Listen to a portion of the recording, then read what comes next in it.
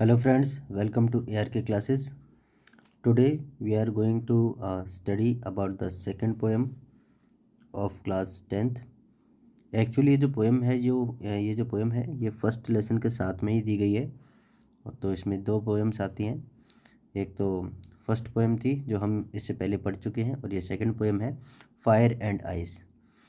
तो ये जो पोएम है ये रिटन बाय रॉबर्ट फ्रॉस्ट है और फायर मीन्स है यहाँ पर अग्नि और आइस मीन्स है यहाँ पे बर्फ़। तो लेट्स बिगिन दिस पोएम। तो इस पोएम में जो पोएट है वो पोएट कहते हैं some say the world will end in fire and some say in ice from what I have tested of desire I hold with those who favour fire. तो इसमें जो पोएट है वो ये कहते हैं कि इसमें सम से यानी कुछ लोग ये कहते हैं कि the world will end in fire, कि संसार का जो अंत है वह and in fire. And in fire means क्या है कि इसका जो अंत है वह किससे होगा, अग्नि के कारण होगा। और यहाँ पर ये जो फायर है एक्चुअली इस फायर का मीन्स यहाँ पर है कि तृष्णा। फायर मीन्स है यहाँ पर तृष्णा।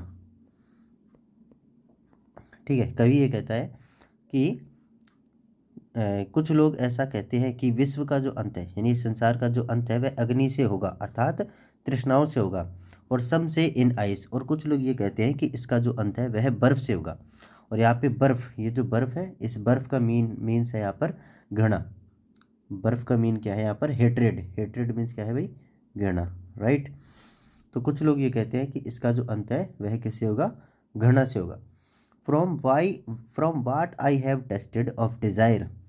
और आगे पोइट ये कहता है कि जितना मैंने, क्योंकि मैंने भी तृष्णाओं का स्वाद चखा है। डिज़ायर मीन्स क्या है यहाँ पे, तृष्णा। क्योंकि जितना मैंने तृष्णा का स्वाद चखा है, आई होल्ड विद दोज, तो मैं उन लोगों के मत का समर्थन करता हूँ हु फेवर फायर, यानी जो लोग ये कहते हैं कि इस विश्व का अंत है जो किससे होगा, फायर से होगा। फायर मीन्स किससे होगा, तृष्णाओं से, राइट। तो इसमें ये पोइट ये कहता है कि कुछ लोग, स्टार्टिंग से देखें फिर से, कि सम say the world will end in fire, कि कुछ लोग ये कहते हैं कि संसार का अंत तृष्णाओं से होगा, अग्नि यानी तृष्णाओं से होगा। And some say in ice, और कुछ लोग ये कहते हैं कि इसका अंत बर्फ़ अर्थात घृणा से होगा। From what I have tested of desire, लेकिन जितना मैंने क्योंकि मैंने तृष्णाओं का स्वाद चखा है इसीलिए आई होल्ड विद दोज, तो मैं उन लोगों का समर्थन करूँगा जो कहते हैं कि इस विश्व का अंत फायर अर्थात तृष्णाओं से होगा। ठीक है, आगे बढ़ते हैं।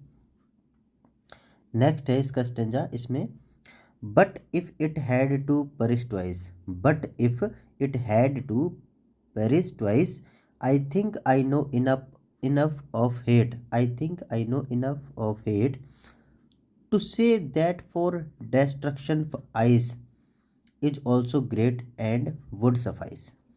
तो इसमें ये कहता है कि but if it had to perish twice, लेकिन पेरिस का मतलब है नष्ट होना। पेरिस मीन्स क्या है यहाँ पर, नष्ट होना। ठीक है, पेरिस मीन्स है नष्ट होना, नष्ट होना। ठीक है, तो इसमें पोइट ये कहता है कि लेकिन अगर इस पृथ्वी को, इस पूरे संसार को, यदि इस पूरे संसार को 2 बार नष्ट होना पड़े, ट्वाइस का मतलब क्या है, 2 बार। आई थिंक, तो मुझे लगता है, मैं ऐसा सोचता हूँ कि I know enough of hate, कि मैं नफ़रत को अर्थात घृणा को भी पर्याप्त रूप से जानता हूँ। टू से, ये कहने के लिए, दैट फोर की डेस्ट्रक्शन आइस अर्थात टू से दैट फॉर डेस्ट्रक्शन, कि मैं ये कह सकता हूँ कि डेस्ट्रक्शन अर्थात कि सर्वनाश करने के लिए यानी कि विनाश करने के लिए आइस इज़ ऑल्सो ग्रेट, कि जो बर्फ़ है वह भी काफ़ी महत्वपूर्ण है। यहाँ पर ग्रेट मीन्स क्या है, इम्पोर्टेंट या महत्वपूर्ण। कि मैं ये कह सकता हूँ कि इस संसार का विनाश करने के लिए बर्फ़ भी महत्वपूर्ण है। एंड वुड सफाइस, और क्या रहेगी, ये पर्याप्त रहेगी। सफाइस मीन्स क्या है यहाँ पर, पर्याप्त। ठीक है, तो वो आगे पोइट ये कहता है कि और जितना मैं, अगर इस संसार को 2 बार नष्ट होना पड़े तो मैं घृणा को पर्याप्त रूप से जानता हूँ, और इसीलिए मैं ये कह सकता हूँ कि इस संसार का नष्ट करने इस संसार का सर्वनाश करने के लिए, इस संसार का विनाश करने के लिए बर्फ भी महत्वपूर्ण है। एंड वुड सफाइस, और पर्याप्त रहेगी, और ये क्या रहेगी, पर्याप्त रहेगी। ठीक है, इसके जो पोइट हैं वो कौन है, रॉबर्ट फ्रॉस्ट। तो चलिए अब इसकी समरी देख लेते हैं। ठीक है, इसकी समरी और एनालाइज देखते हैं इसका क्या है।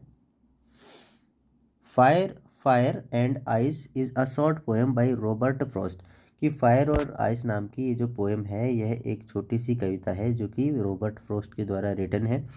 In this poem the poet refers to two predictions of how the world will end. कि इसमें जो पोएट है वह दो भविष्यवाणी करता है कि how the world will end, कि ये जो संसार है वह कैसे नष्ट होगा। राइट, आगे देखते हैं। He presents two opposite views, कि वह दो दृष्टिकोणों को, दो अपोजिट मीन्स है विपरीत दृष्टिकोणों को प्रस्तुत करता है about the end of humanity and the world. यानी कि मानवता का और इस संसार के मानवता और इस संसार का सर्वनाश होने के बारे में वह अपने दो ओपिनियन यानी कि व्यूज, दृष्टिकोण क्या करता है, प्रस्तुत करता है। ही डिस्कसेस दीज टू पॉसिबिलिटीज़, कि वह इन दोनों संभावनाओं के बारे में बातें करता है और हमें बताता है which will be the reason for the end of the world, जो कि इस संसार के समाप्त होने का कारण होंगे। One such possibility is the world ending in flames of fire, और इनमें से ही एक ऐसी संभावना है जिसके कारण इस संसार का अंत अग्नि की किससे होगा, लपटों के कारण होगा। फ्लेम्स ऑफ फायर मीन्स क्या है कि आग की लपटों के कारण होगा। इट इज़ सो बिकॉज, और ऐसा इसलिए है क्योंकि when he ponders over the burning flames of desires of people, क्योंकि जब वह पॉन्डर मीन्स क्या है यहाँ पे, विचार करना, कि जब वह पॉन्डर्स ओवर विचार करता है the burning flames of desire of people, यानी कि लोगों की जलती हुई जो इच्छाओं की आग है उसके बारे में जब वह सोचता है, जब वह विचार करता है, these will definitely hurl these will definitely hurl the world into another nuclear war। तो जब वह लोगों की इन इच्छाओं के बारे में सोचता है तो उसे ये पता चलता है क्या, कि ये सब कुछ जो है दिस विल डेफिनेटली, कि ये निश्चित रूप से हर्ल यानी कि क्या कर देंगी, झोंक देंगी, उछाल देंगी या फेंक देंगी, किसे, द वर्ल्ड यानी कि संसार को, इनटू अनदर न्यूक्लियर वार अर्थात एक दूसरे परमाणु युद्ध में। And hence it will burn up the entire world in flames, और इस प्रकार से पूरे संसार को आग की लपटों से क्या कर देगा, नष्ट कर देगा। ठीक है, आगे देखते हैं। The second possibility for the end of the world is due to the ice, और संसार के नष्ट होने की जो दूसरी संभावना है वो किसके कारण है, is due to the ice, वो बर्फ के कारण है। ठीक है, और मैंने जैसा कि आपको बताया था बर्फ मीन्स क्या है यहाँ पे, घृणा। तो दूसरा जो कारण है इस संसार के नष्ट होने का वो बर्फ है, आइस है। और इसमें पोइट आके बताता है the poet has a strong feeling, कि कवि के ये बहुत ही गहरे विचार हैं, दैट की people have so much hatred in their hearts, कि लोगों के हृदय में बहुत अधिक नफरत है, अगेंस्ट ईच अदर अर्थात एक दूसरे के खिलाफ या एक दूसरे के विपरीत, अर्थात एक मनुष्य ही दूसरे मनुष्य के विपरीत बहुत अधिक नफरत करता है। और and that it will be sufficient to freeze the entire planet towards death, और ये कि ये जो नफरत है वो पर्याप्त रहेगी, सफिशिएंट यानी पर्याप्त रहेगी, to freeze the entire planet अर्थात के पूरे प्लैनेट यानी कि पूरे के पूरे इस ग्रह को फ्रीज करने में यानी कि जमा देने में।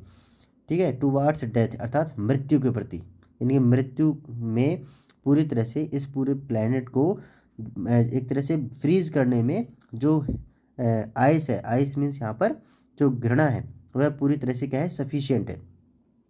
सो the fire due to evil desires, इसीलिए आग जो कि एविल डिजायर्स अर्थात जिसकी बुरी इच्छाओं के कारण जो लोगों में आग होती है वो, एंड आइस ऑफ विक्ट हेट्रेड अर्थात जो बर्फ है, अर्थात जो एक तरह से जो दुष्ट घृणा के रूप में जो बर्फ है, विक्ट हेट्रेड का मतलब है दुष्ट घृणा।